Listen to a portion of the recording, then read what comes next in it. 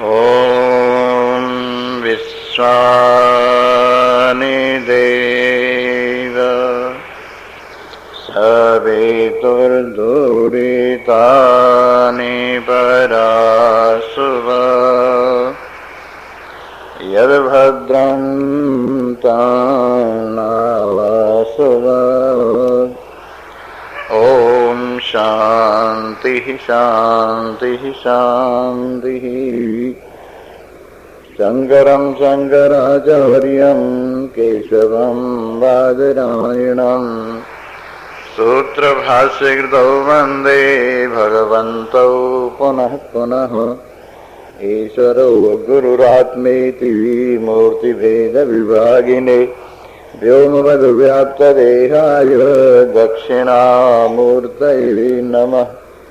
हरिः ओम्। पूर्णमदः पूर्णमिदं पूर्णात् पूर्णमुदच्यते पूर्णस्य पूर्णमादाय पूर्णमेवावशिष्यते। ॐ शांति शांति शांति।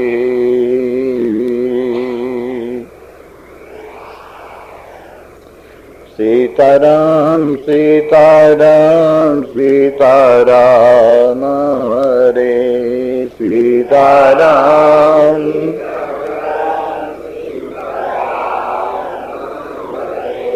राधे श्याम राधे श्याम राधे श्याम हरे राधे श्याम राधे। सीताराम सीताराम सीताराम हरे। गप नहीं कर लिया करो। सीताराम सीताराम राधे श्याम राधे श्याम राधे श्याम हरे राधे श्याम राधे। एक घड़ी आधी से पुनियाद एक।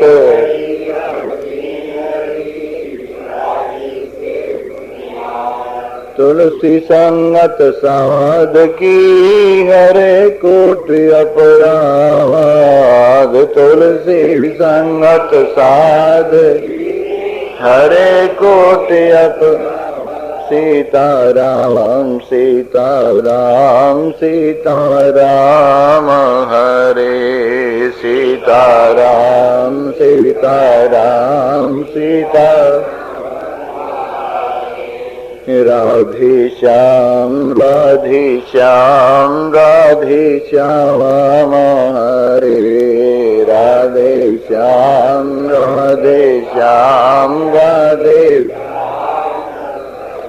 धन यौवन उड़ जाएंगे जैसे उड़े कपूर। धन यौवन उड़ जाएंगे जैसे उड़े। नारायण हरि को भजो क्यों चाटो जग धूर। नारायण हरि को। सीताराम सीताराम सीताराम हरे सीताराम सीताराम सीता।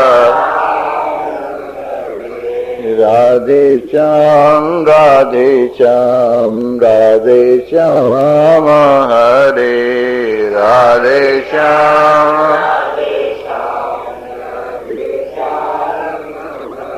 राम राम कहते रहो जब लग घट में प्राण। राम राम कहते रहो जब लग घट में।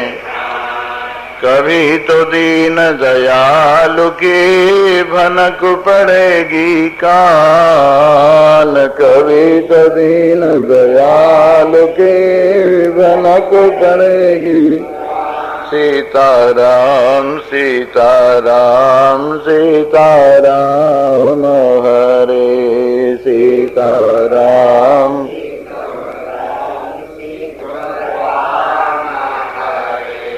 राधे श्याम राधे श्याम राधे श्याम हरे राधे श्याम राधे श्याम श्वास श्वास पे राम के वृथा श्वास मत खो श्वास श्वास पे राम वृथा श्वास मत ना जाने या श्वास को आवन हो ये न हो ना जाने इस श्वास को आवन हो ये न हो सीताराम सीताराम सीताराम हरे सीताराम सीताराम सीताराम राधे श्याम राधे श्याम राधे श्याम हरे राधे श्याम राधे दो बातों को भूल मत जो चाहे कल्याण दो बातों को भूल मत जो चाहे नारायण एक मौत को दूजे श्री भगवान नारायण एक मौत को दूजे श्री सीताराम सीताराम सीताराम हरे सीताराम सीताराम सीताराम राधे श्याम राधे श्याम राधे श्याम हरे राधे श्याम राधे तुलसिया संसार में कर लीजिए दो काम तुलसिया संसार में कर लीजिए दो देने को टुकड़ा भला लेने को हरि नाम देने को टुकड़ा भला सीताराम सीताराम सीताराम हरे सीताराम सीताराम सीताराम राधे श्याम राधे श्याम राधे श्याम हरे राधे श्याम राधे सीताराम सीताराम सीताराम हरे सीताराम सीताराम सीताराम राधे श्याम राधे श्याम राधे श्याम हरे राधे श्याम राधे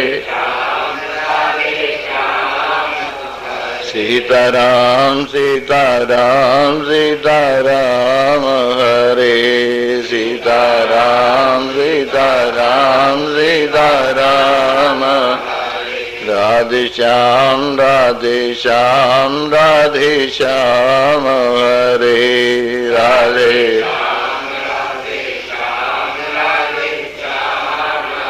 तेरे लेखे कुछ करो भलो बुरो संसार तेरे लेखे कुछ करो नारायण तू बैठ के अपनो भवन बुहार नारायण तू बैठ के अपनो भवन सीताराम सीताराम सीताराम हरे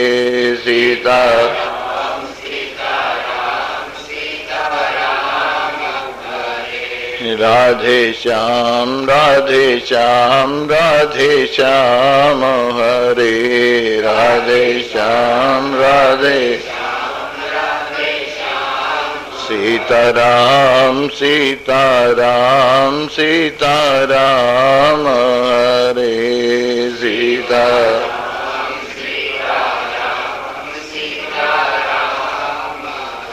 राधे श्याम राधे श्याम राधे श्याम हरे राधे श्याम राधे श्याम। बोलो कृष्ण भगवान की जय। सियावर रामचंद्र महाराज की जय। उमापति महादेव की। पवन सुत हनुमान की जय। बोलो भाई सब संतन की।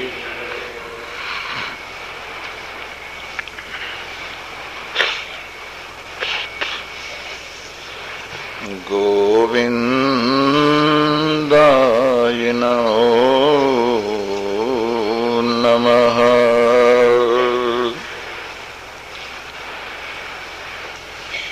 मनस्तं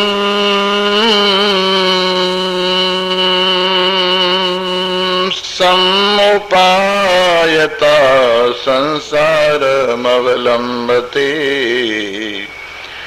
चंडालो अस्मीति मनना चंडालत्वमिव द्विजः।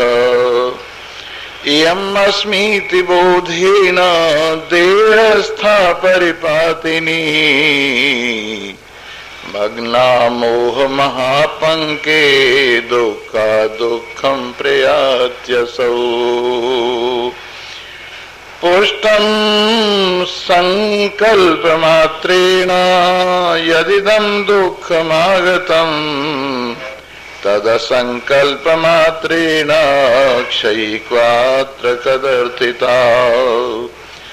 यत्किंचिदपि संकल्प्य नरो दुःखं निमज्जति न किंचिदपि संकल्प्य सुखमप्ययमश्नुते। स्वविवेकानिलयी कृत्वा संकल्प जलदक्षयम् पराम निर्मलता मेहि शरदीव नभोन्तरम्। स्वसंकल्पं कालुष्यं विनिवार्य आत्मनात्मनः परम प्रसादमास्यादय परमानन्दमान् भव।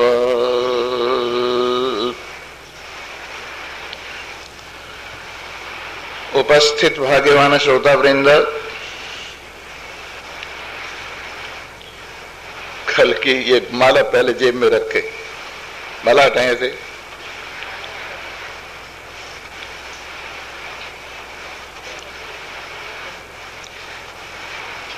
कथा सुने, माला नहीं फेरे। बोलो सच्चिदानंद।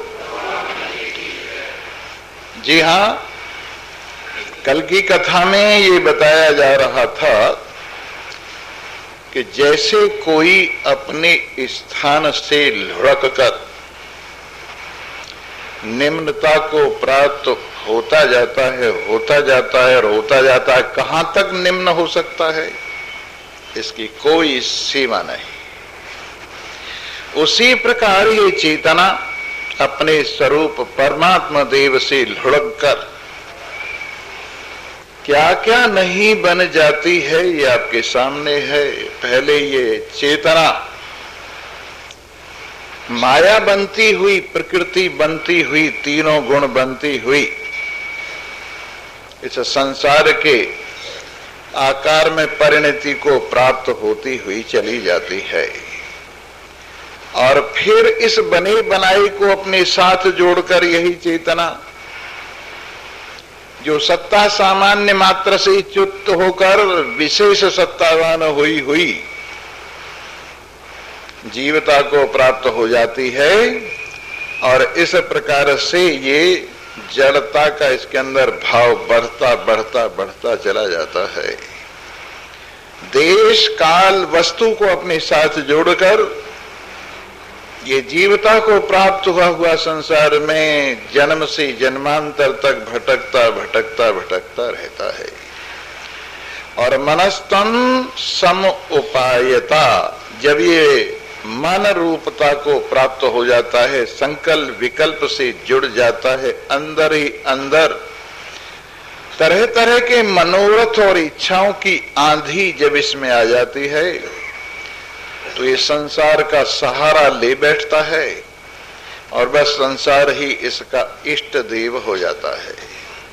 संसार से ही सुख मानने लगता है, संसार को ही सहारा मानने लगता है, संसार को ही संबंधी मानने लगता है, संसार को ही रिश्तेदार मानने लगता है और उस वास्तविकता को भूल जाता है जो इसका मूल है। यद्यपि अपने आप में वास्तविकता विराजमान है, कहीं भागी नहीं है, लेकिन मन की बहिर्मुखता के कारण अपने आप में ये विराजमान शुद्ध सच्चिदानंद ब्रह्म अपने आप को स्मरण न करता हुआ नीचे की ओर, निम्नता की ओर गिरता गिरता अपने आप को भूल गया है।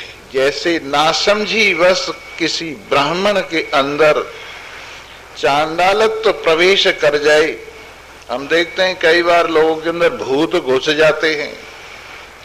जैसे एक आदमी चौराहे पर कुछ ऐसी ही गड़बड़ उसने कर दी तो बस उसके अंदर चौराहे वाला भूत घुस गया।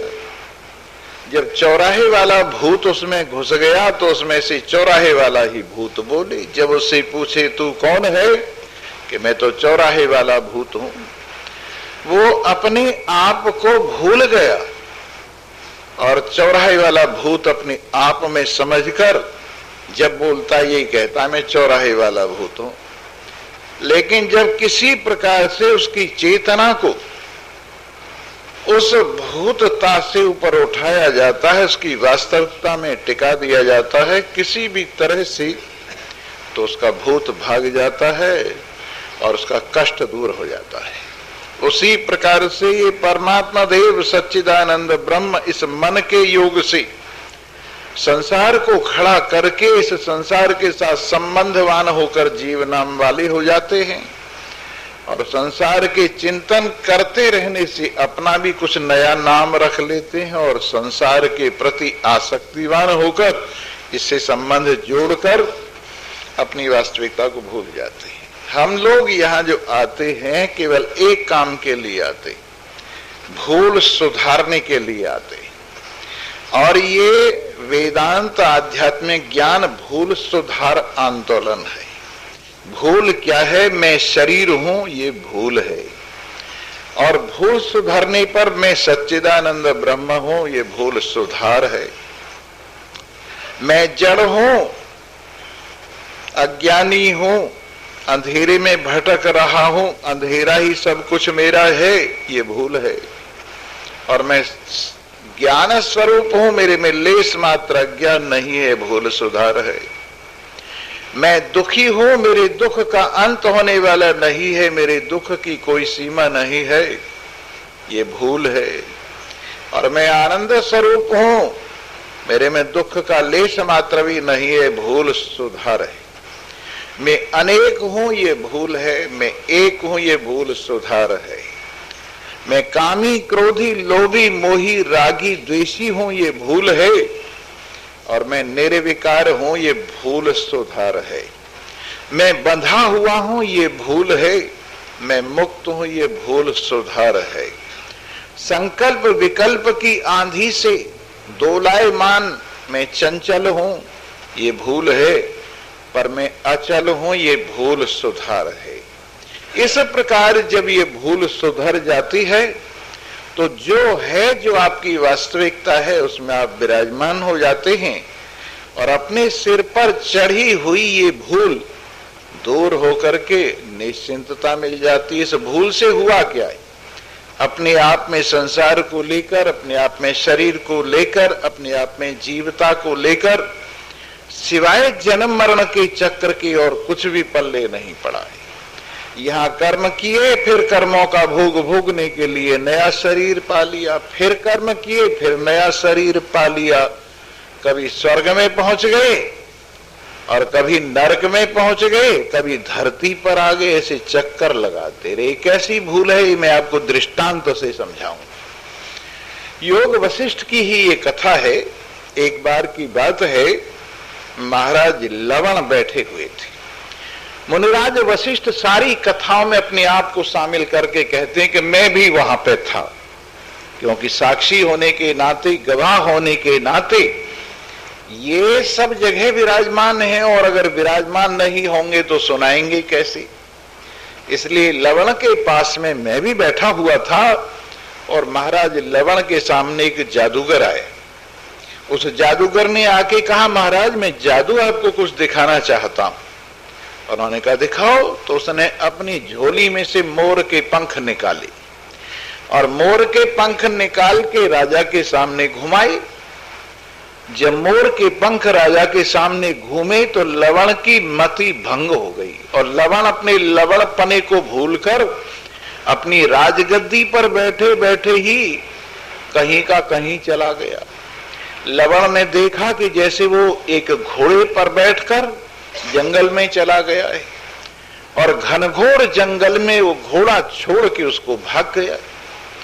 वहां जंगल में भटकते भटकते भटकते भटकते रात हो गई, और किसी तरह से एक पेड़ का सहारा लेकर जंगल का जाड़ा, जंगल का अंधेरा, जंगल के पशु पक्षियों की आवाजें, वो सब सुनकर बड़ा भयभीत होकर डरावने से उस वातावरण में उसने सारी रात निकाली।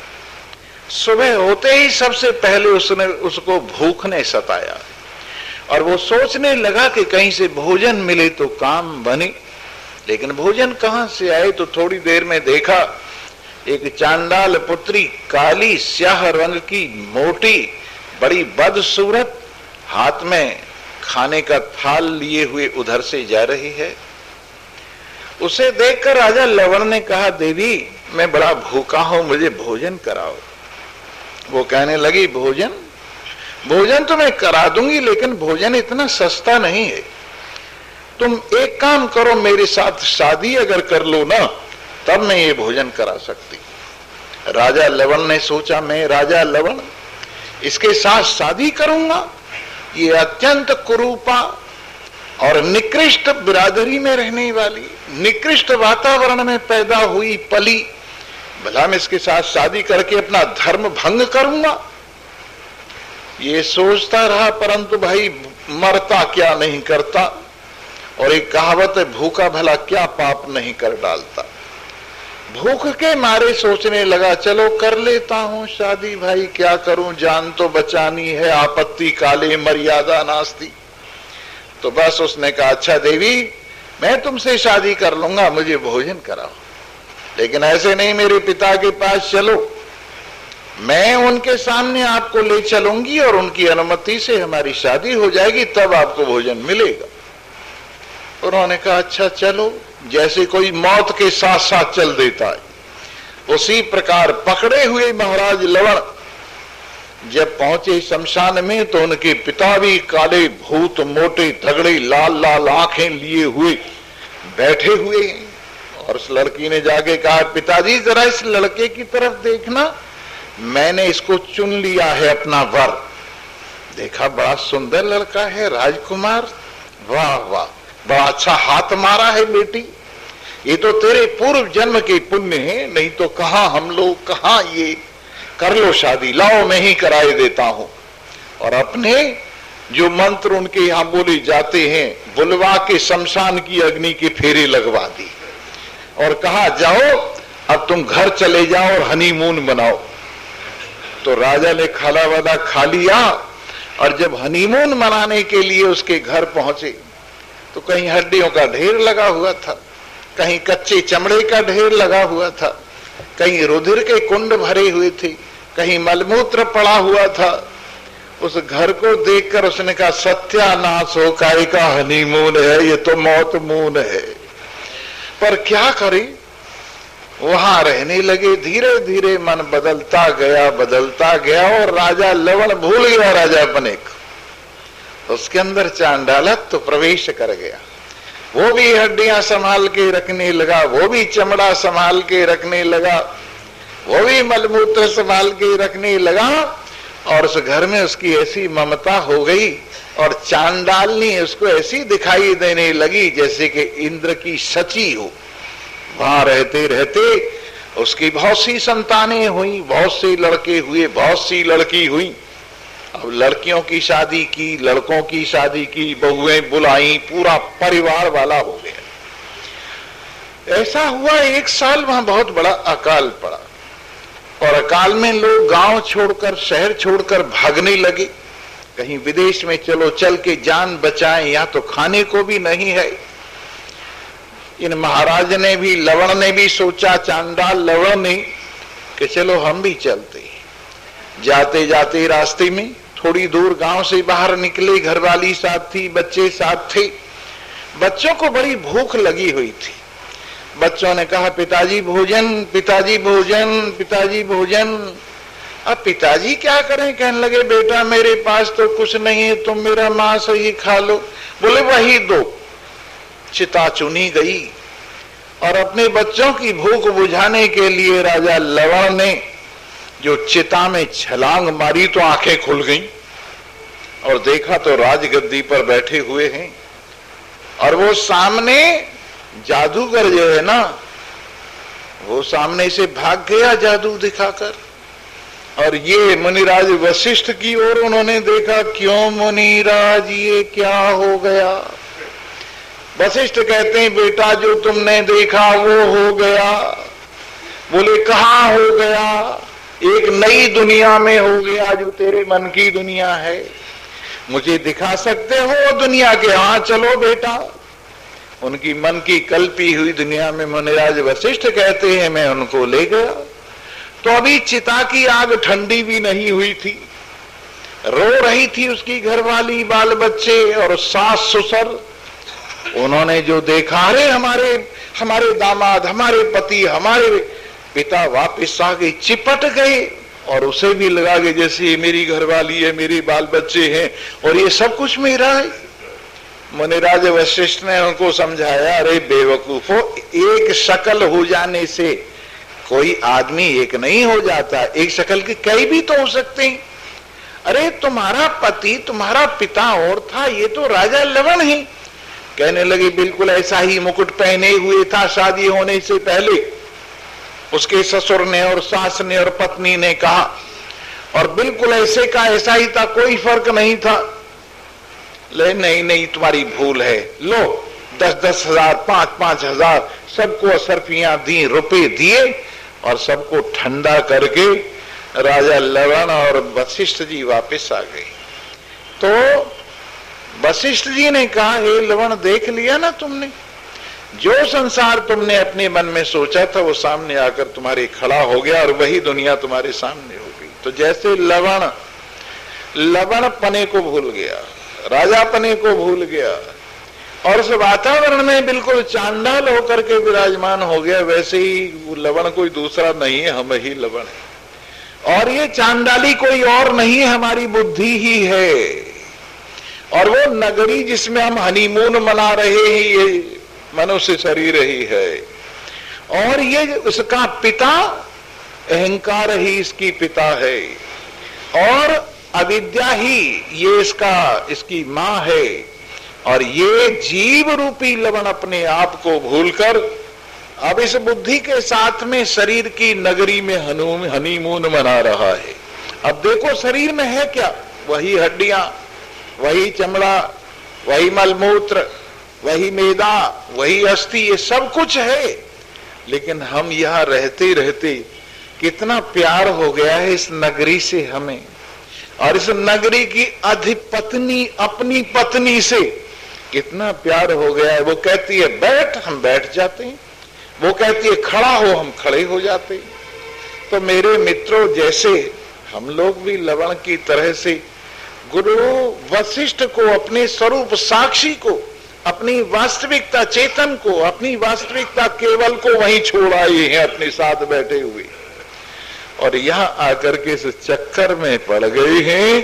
तो जिस प्रकार राजा लवण पने को भूल गया, या कोई ब्राह्मण पने को भूल जाए और उसके अंदर बार बार चिंतन से, बार बार सोचने से, बार बार मन के ख्यालों से ब्राह्मणपना नीचे दब जाए और चांडालपना ऊपर आ जाए, वैसे ही मन के इस संकल्प से ब्रह्मपना हमारा नीचे दब गया है और जीवपना ऊपर आ गया है।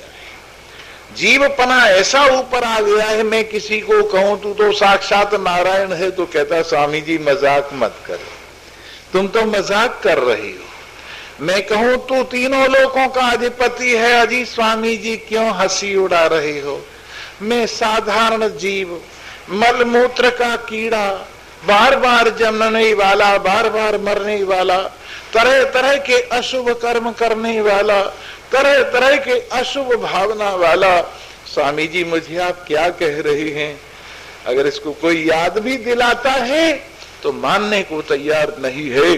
तो इस प्रकार से इदम अस्मीति बोधेन देहस्था परिपातिनी, ये मैं हूं शरीर के प्रति, ये मैं हूं, ये मैं हूं, ये मैं हूं, निरंतर इस बोध से, निरंतर इस अज्ञान रूप ज्ञान से ये चेतना इस शरीर के साथ तादात्म्य करके विराजमान हो गई है।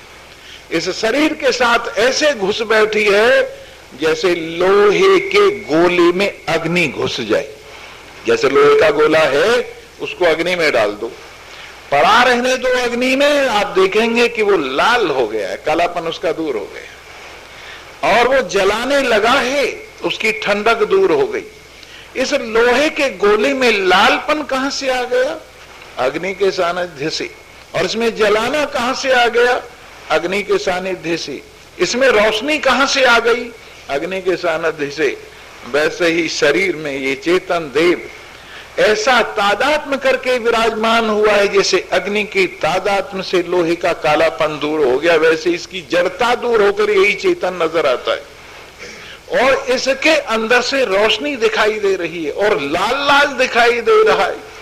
ये सब क्या है? चेतन देव की महिमा है, जो इस शरीर के साथ मिलकर तादात्म्य करके और अपनी वास्तविकता को भूल गया है। इस प्रकार ये चेतना इस शरीर के साथ मिलजुल करके देह में उपस्थित हुई हुई मैं शरीर हूं, मैं शरीर हूं, मैं स्त्री हूं, मैं पुरुष हूं, मैं लड़की हूं, मैं लड़का हूं, मैं बालक हूं, मैं जवान हूं, मैं बुढ़ा हूं, मैं फलाने की अम्मा हूं, मैं फलाने का बाबा हूं, मेरी ये बिरादरी है, मेरा ये गोत्र है।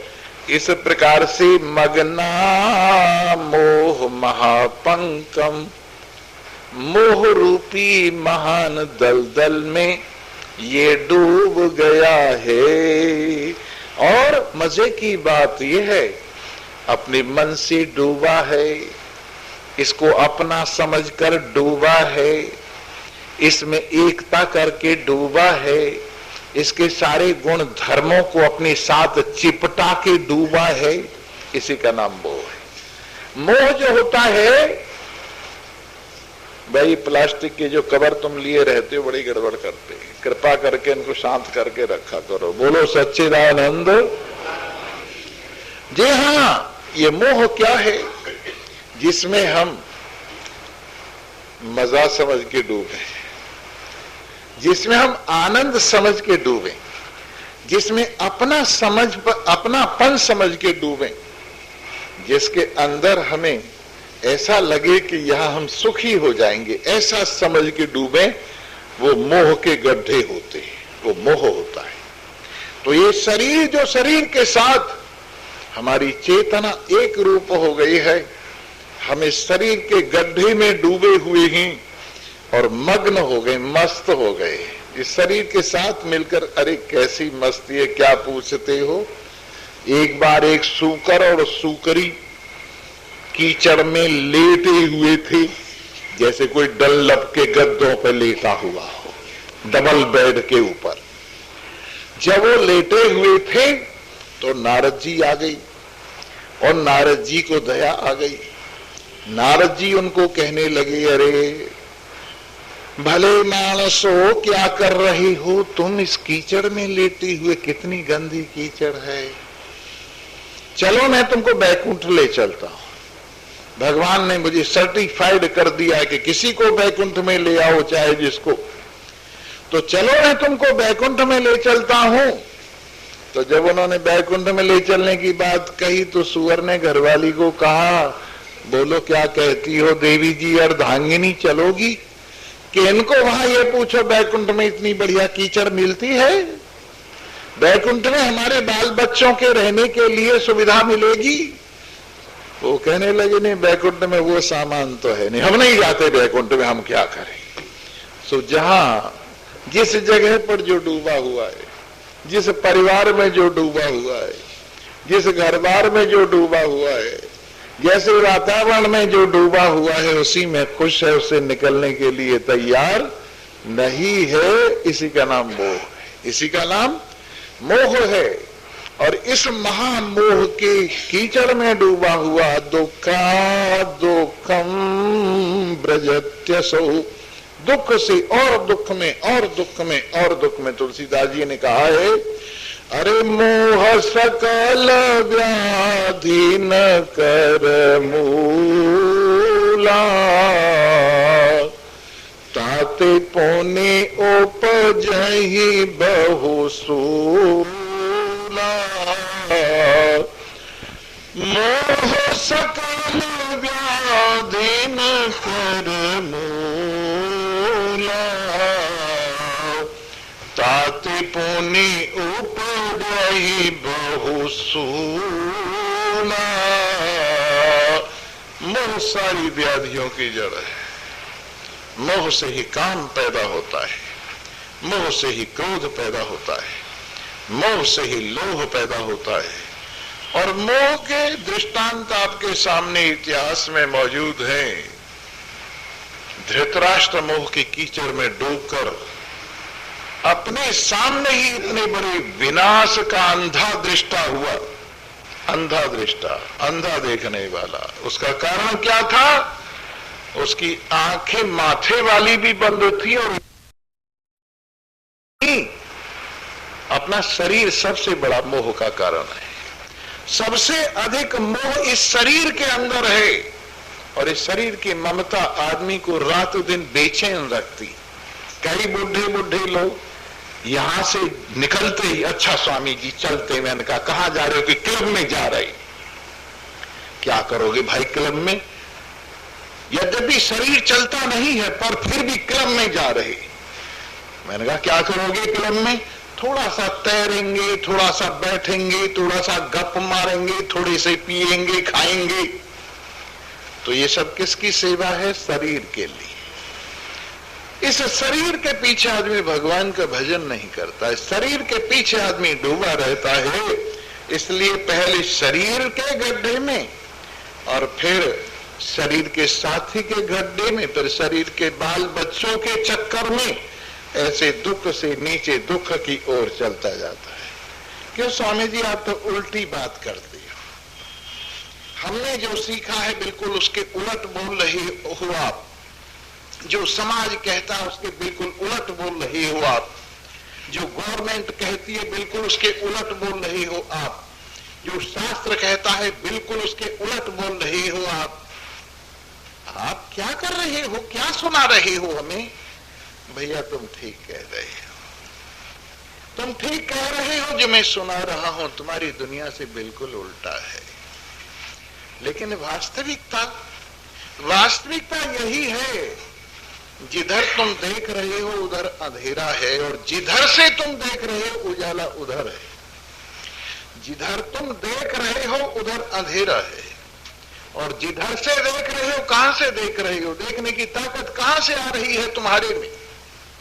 देखने की ताकत परमात्मा की ओर से आ रही है। देखने की ताकत तुम्हारे आत्मदेव की ओर से आ रही है। देखने की ताकत तुम्हारे प्रियतम की ओर से आ रही है। और जिधर देख रहे हो उधर दुनिया है, चाहे शब्द की ओर, चाहे स्पर्श की ओर, चाहे रूप की ओर, चाहे रस की ओर, चाहे गंध की ओर। अब तुम उधर देख रहे हो, उधर तुम्हारी प्रवृत्ति है शरीर की ओर, संसार की ओर। लेकिन जिससे देख रहे हो उन परमात्मा की ओर अगर देख लो, देखने वाले को अगर देख लो, दिखने वाले को तो सारी दुनिया देख रही है। देखने वाले को तो सारी दुनिया देख रही है। दिख रहा, मुझे भी दिख रहा है, आपको भी दिख रहा है, उनको भी दिख रहा है। बोर्ड लगा हुआ है सामने। तो ये संसार दिख तो सबको रहा है, किसको नहीं दिख रहा है? परंतु जिसको दिख रहा है उसे अगर देख लो, देखने वाले को देख लो, तो फिर ये दिखने वाला नहीं रहता। जब तक आपकी दृष्टि संसार की ओर भागती रहती है, संसार भासता रहता है। जब दृष्टि अपने में आ जाती है तो इसका भागना बंद हो जाता है। बहुत बढ़िया दृष्टांत दे के बताऊंगा, जरा अच्छी तरह से सुनना। ये बाबा तो ऐसा ही कभी कभी सुनता है, कभी सुना कभी नहीं सुना, ऑफिस के चक्कर में रहता है। जी हाँ, बहुत से लोग समझते सेवा बड़ी चीज है, पर सेवा का फल यहां मिल रहा है, उस फल को नहीं छोड़ना चाहिए। सबसे बड़ी बात, पेड़ लगाया फल नहीं खाया तो पेड़ लगाने का कोई फायदा नहीं। ऐसे ही आप सेवा करते हैं, बहुत अच्छी बात है, लेकिन सेवा का फल सत्संग है, सेवा का फल ज्ञान है। और अगर सेवा का फल नहीं लिया तो सेवा का कोई विशेष लाभ नहीं। बर्तन साफ करते रहिए, बर्तन में कुछ डाला नहीं तो सफाई का कोई भी फायदा नहीं। कपड़े साफ करते रहिए, कपड़े में कुछ बांधा नहीं तो कपड़े की सफाई का कोई फायदा नहीं। जिंदगी साफ करते रहिए, सेवा करते रहिए, लेकिन अगर ज्ञान नहीं बांधा तो उसका कोई लाभ नहीं है, फिर मैली हो जाएगी। क्या लगता है अगर माल नहीं बांधा तो? जी हाँ।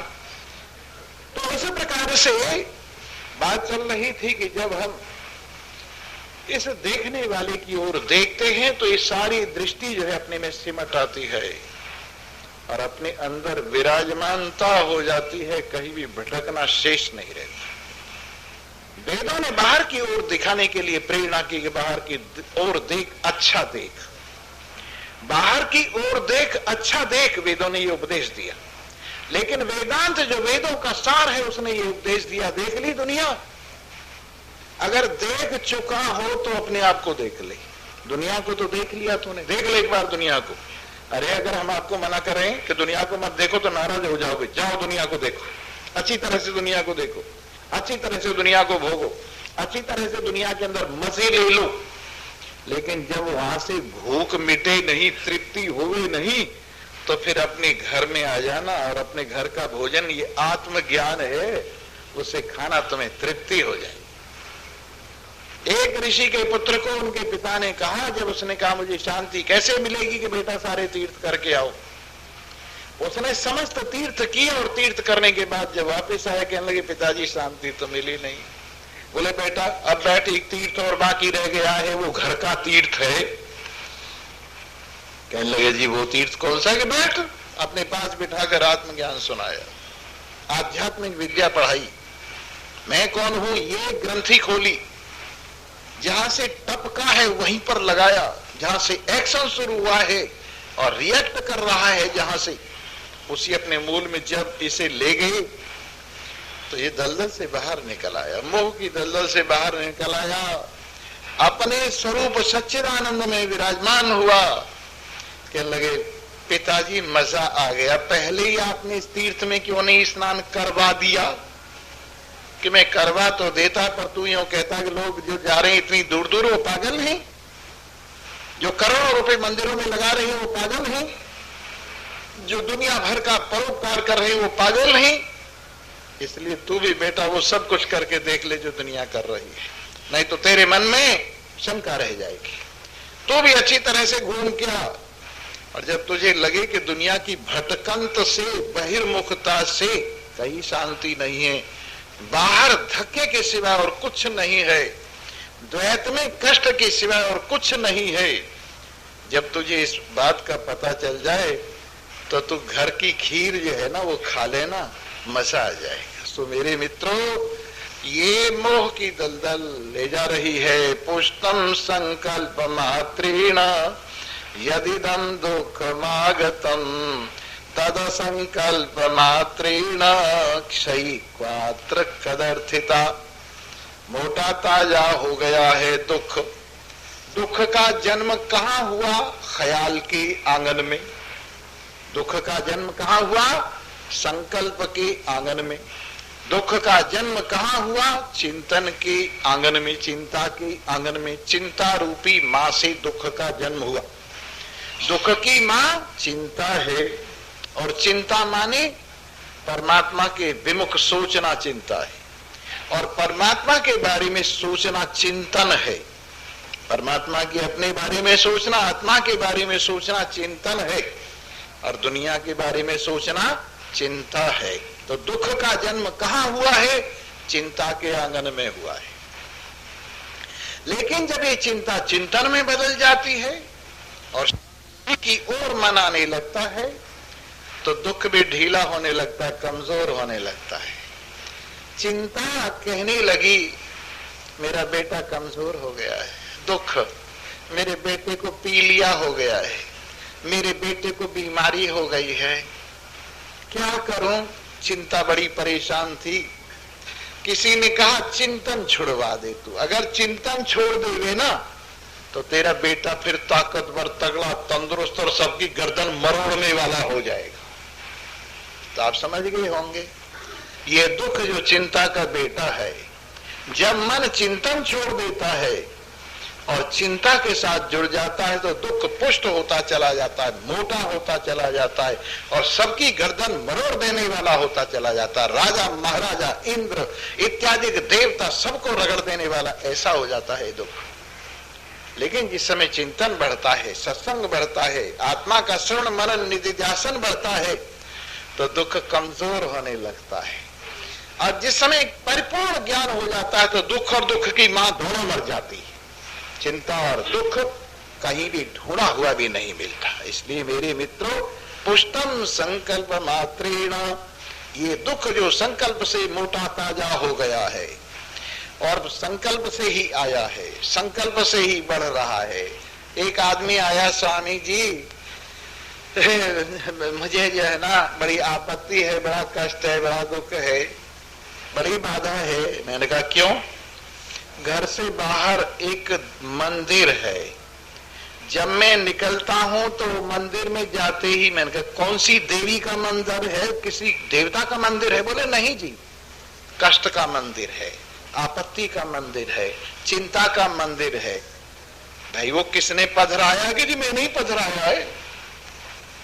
वो दुख का मंदिर, चिंता का मंदिर, शोक का मंदिर, कष्ट का मंदिर मेरे घर के बाहर पधरा हुआ। जब मैं घर से बाहर निकलता हूं तो आपत्ति देवी, विपत्ति देवी, कष्ट देवी के दर्शन होते। स्वामी जी कोई उपाय बताओ जिससे ये काम खत्म हो जाए।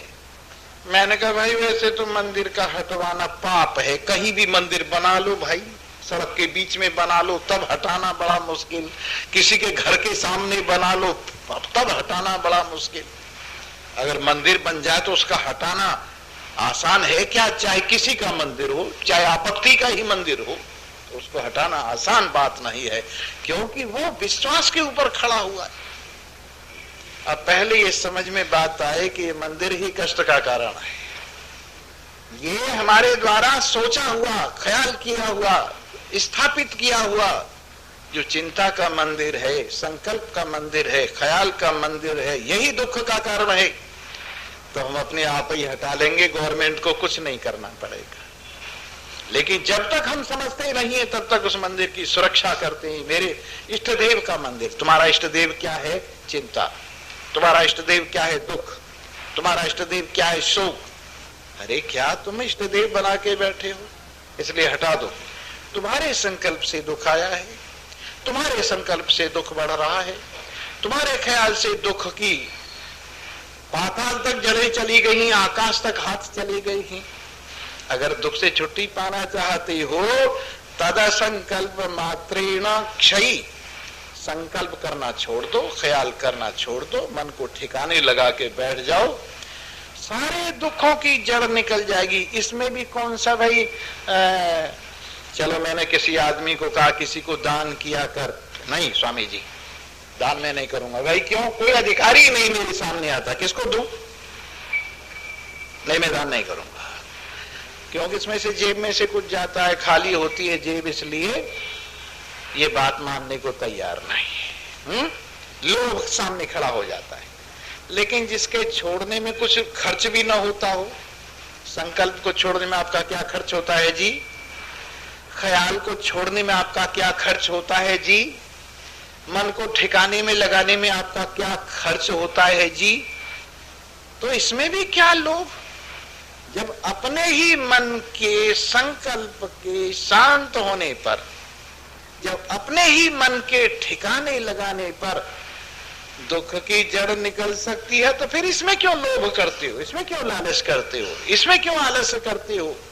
इस काम को कर ही डालो। असंकल्प मात्रेण क्षयी क्वात्र कदर्थिता। फिर इसमें कैसा लोभ, फिर इसमें कैसा आलस्य, फिर इसमें कैसा प्रमाद? ख्याल करना छोड़ दो। मैं दुखी हूं ये सोचना छोड़ दो। मैं दुखी हूं ये तुम्हारे ख्याल से तुम में दुख भास रहा है। फला चीज से दुखी हूं, फला चीज से दुखी हूं, फला चीज से दुखी हूं, ये दुख मोटा हो रहा है सोच सोचकर। मैं दुखी हूं, ये दुख की मूर्ति पधर गई। और फला की वजह से दुखी हूं, रोटी नहीं मिलती इसलिए दुखी हूं, पानी नहीं मिलता। मैंने कहा यार तू तो खा पी के अजी कल की सोच रहा हूं, कल की सोच रहा हूं। स्वामी जी, एक सेठ जी थे, मुनीम जी को पूछने लगे, मुनीम जी जरा हिसाब किताब देख के बताओ कितनी पीढ़ी तक काम चल सकता है, वंशों तक, कितनी परंपरा तक, जनरेशन तक हमारा धन चल सकता है। तो उन्होंने हिसाब किताब लगाया, कहने लगे सेठ जी 99 आपके वंश के लोग 99 जनरेशन तक बिना कुछ किए कराए खा सकते हैं, व्यसन नहीं होना चाहिए, इतना धन है। सेठ जी बेहोश हो गए। अरे इतना धन की बात सुन के बेहोश हो गए सेठ जी, बड़ी विचित्र बात है। पानी वानी छिड़का उनके ऊपर, जैसे मैं बार बार कथा में पानी छिड़कता हूं सोने वालों के ऊपर। उनकी आंखें खुली, कहने लगे क्या बात है? अरे 100वीं पीढ़ी का क्या होगा मुनीम जी, 99 पीढ़ियों का तो काम हो गया, 100वीं पीढ़ी का से खाएगी। ये सोचकर मैं बेहोश हो गया। कहने हमारे पड़ोस में एक ब्राह्मण है, उसको अगर आप दान दे दो तो 100वीं पीढ़ी भी काम, आगे और भी पीढ़ियां ऐसे ही आराम से जी सकते। बोले चलो। कार में सामान रखा, मुनीम जी को बिठाया और जाके उस ब्राह्मण के घर पहुंचे। आवाज लगाई हो पंडित जी महाराज। वो बाहर निकले, कहिए जजमान, हम आपको दान देने के लिए आए हैं कुछ। क्या लगे घरवाली को पूछ लूं पहले। पूछा घरवाली को, मिश्रानी आज शाम तक के भोजन का प्रबंध है? हाँ पतिदेव आज शाम तक भरपूर है भंडारा। कहने लगे अच्छा सेठ जी अब तुम इसे कहीं और जगह दे देना, आज का काम तो हमारा पूरा है, हम किस लिए लेने, फिर कल को फिर देखा जाएगा, ये तुम ले जाओ यहां से, हम जो है ना कल के लिए नहीं रखेंगे। जब सेठ जी को ख्याल आया कि एक आदमी तो वह है जो कल के लिए भी नहीं सोचता है, आज में परितुष्ट है, संतुष्ट है, और एक मैं हूं जो 99 पीढ़ी के बाद में 100वीं पीढ़ी को सोच रहा हूं कि 100वीं पीढ़ी में क्या होगा। अकल ठिकाने आ गई। वैसे ही हम लोग बिना बात सोचते रहते हैं, चिंता करते रहते हैं, कल को क्या होगा, परसों को क्या होगा। मैंने कहा यार तेरे तो बहुत बड़ा फ्लैट तेरे पास है, तेरे पास तो बहुत बड़ी दुकान है, तेरे पास तो बैंक में भी पैसा काफी जमा है। कल वो सब तो है, पर कल को क्या होगा, कल को काम चल गया तो फिर परसों को क्या होगा। काहे की चिंता कर रहा है, बिना बात दुख को बढ़ा रहा है, बिना बात कष्ट को बढ़ा रहा है। इसलिए सारी चिंताएं छोड़ दे और इस बात से बाज आ। तद असंकल्प मात्रेण क्षयी, असंकल्प मात्र से, न सोचने मात्र से दुख क्षय हो जाता है। इसलिए इस दुख को क्यों बढ़ाता है, इसमें कौन सी कोई बड़ी मेहनत लगती है ख्याल छोड़ देने में। चिंता छोड़ दे, शोक छोड़ दे। मरों को, जो मर गए उनको जिंदा मत कर, जो अभी आए नहीं उनको पहले ही पैदा मत कर। जो मर गए भूत हैं, जो जी अभी आए नहीं सामने प्रेत हैं, भूत प्रेतों के चक्कर में पड़ के वर्तमान का आनंद खो रहा है। खाना रखा हुआ है थाली में, वो तो खा नहीं रहा, पीछे की बात याद कर रहा है, आगे के लिए सोच रहा है। अरे वर्तमान में जो भोजन परोसा गया उसका आनंद ले। इसलिए ज्ञानवान बीती को दिल से भुला देते हैं, आगे की चिंता नहीं करते हैं और वर्तमान में जो है उससे काम चला देते हैं। यद किंचिदपि संकल्प्य नरो दुखम निमज्जति, न किंचिदपि संकल्प्य सुखम मन्यम अश्नुति। इसलिए कोई भी आदमी हो जो कुछ भी संकल्प करता है, ख्याल करता है, उस ख्याल से दुख को निमंत्रण देकर दुख को बुला लेता है। और जो भी ख्याल छोड़ देता है, संकल्प त्याग देता है, संकल्प से अपने आप को हटा लेता है, वही अक्षय सुख को, अव्यय सुख को प्राप्त हो जाता है।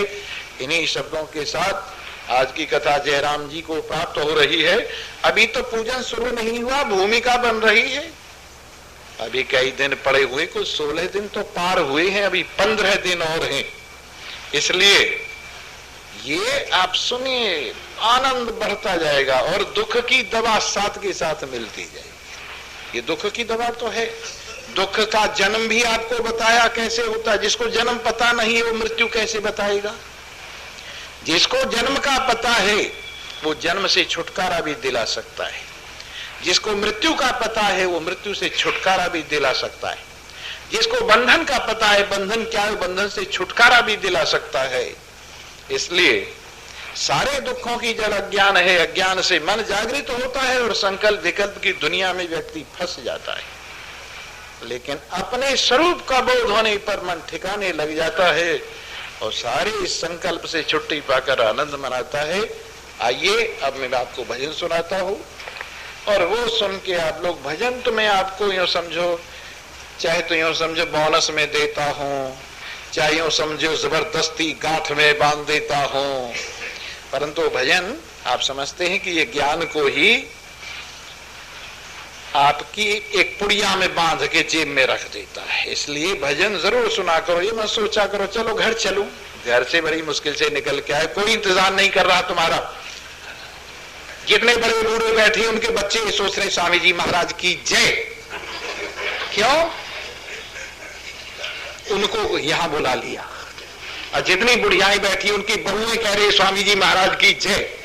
हमारी जान छूट गई इतनी देर तक। और तुम ये सोच रहे हो वहां तुम्हारा इंतजार कर रही है वो।